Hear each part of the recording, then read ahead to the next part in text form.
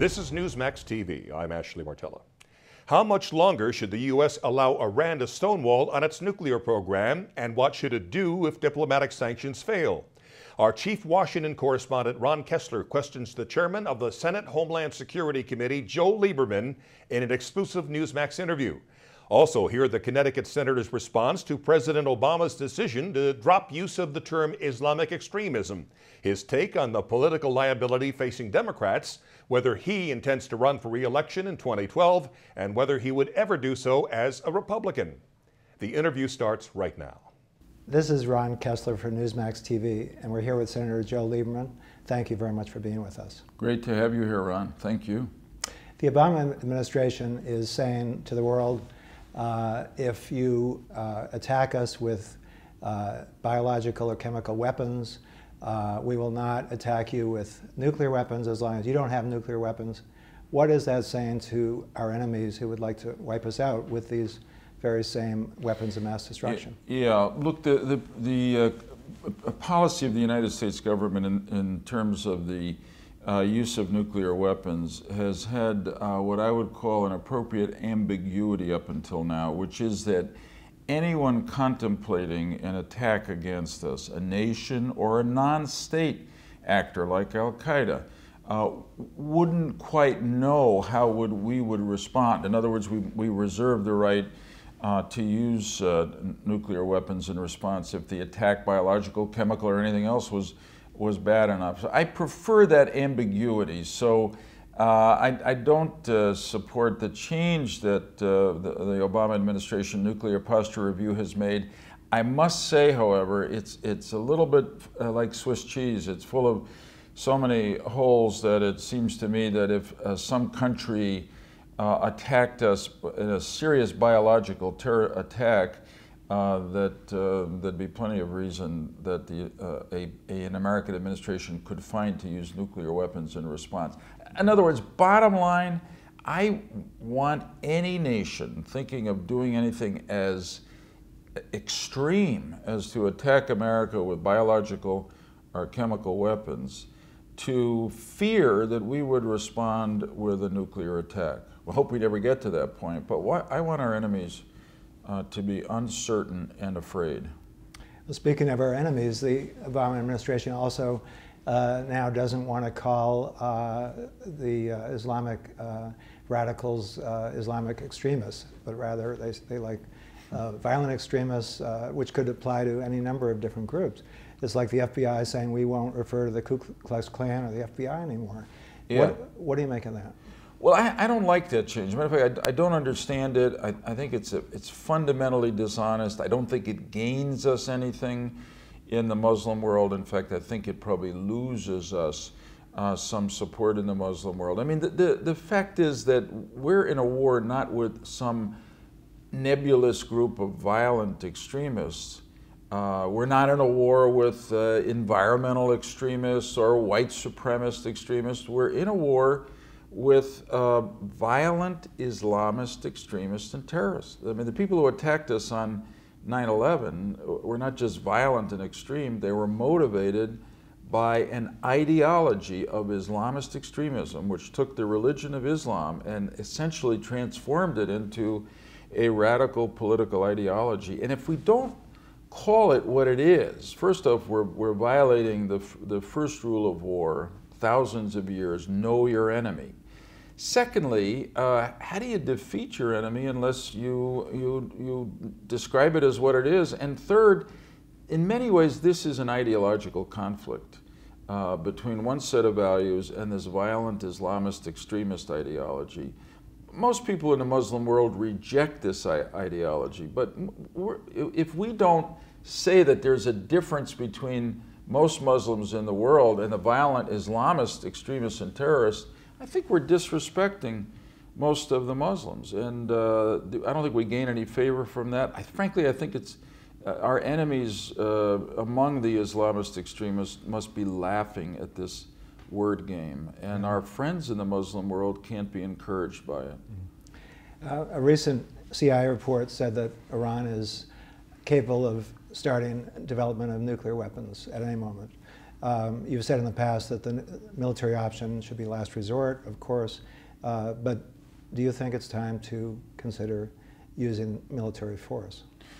Well, I don't think it's time to use military force yet against Iran, but I certainly think it's time for the United States to have plans that will enable us to use force to stop the Iranian nuclear program if the president orders such an attack.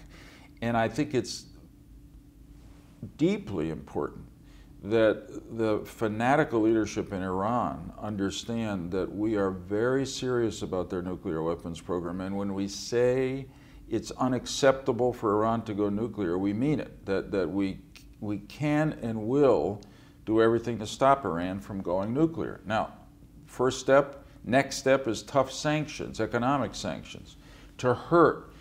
Frankly, it's a last chance for Iran to avoid giving the rest of the world, including the United States, a hard choice between allowing Iran to go nuclear and using force, military power, to stop them from doing that. I cannot stress enough that this is a turning point in history, in my opinion.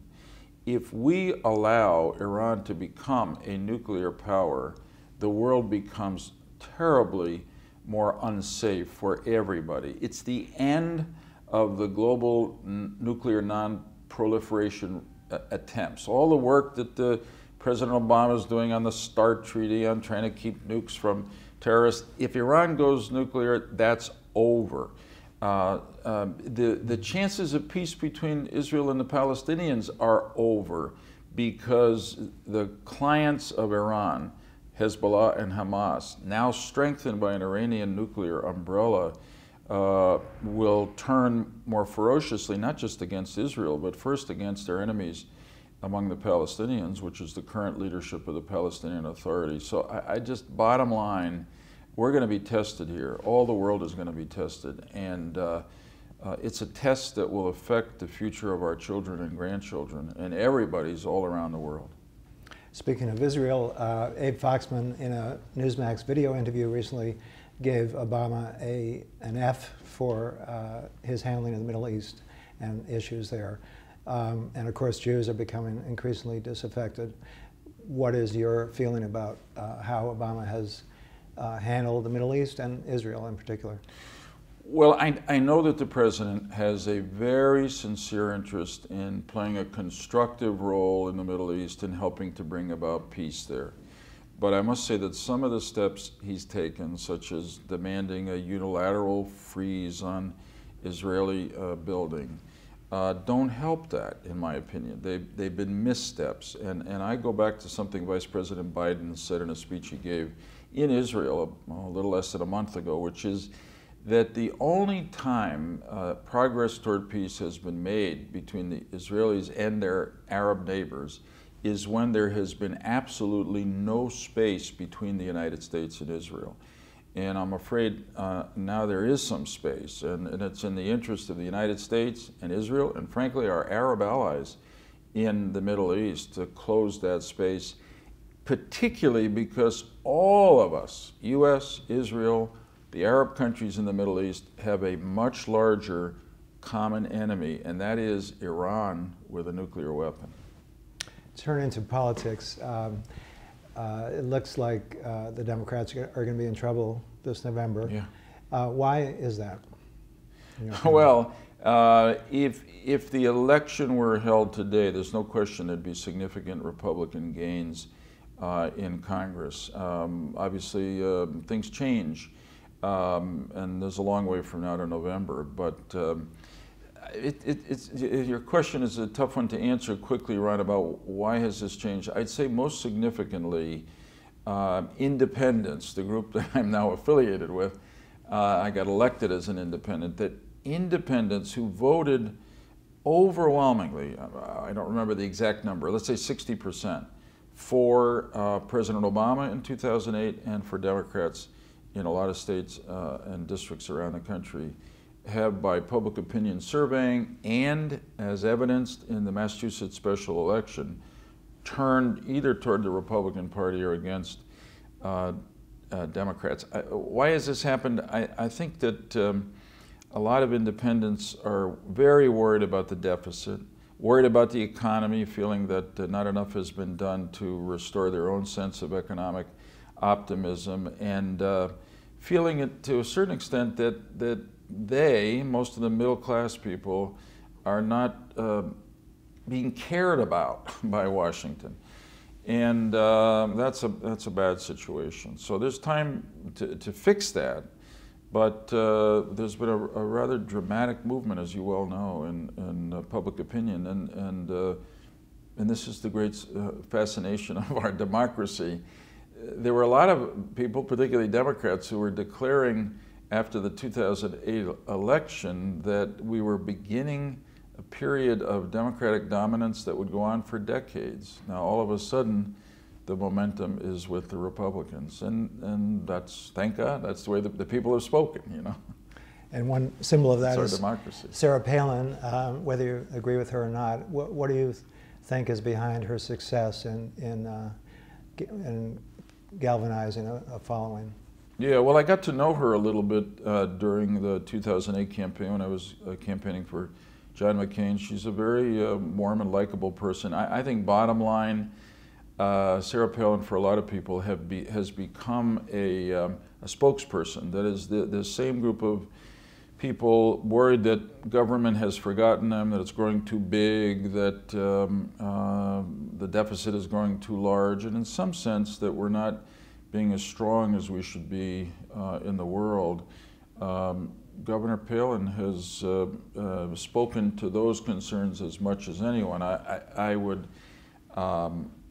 I do disagree with her on some of the specifics that she said, but I think anybody who underestimates Sarah Palin as a political force in America does so at some peril, because she is speaking for a lot of people out there, and I don't know what her future is.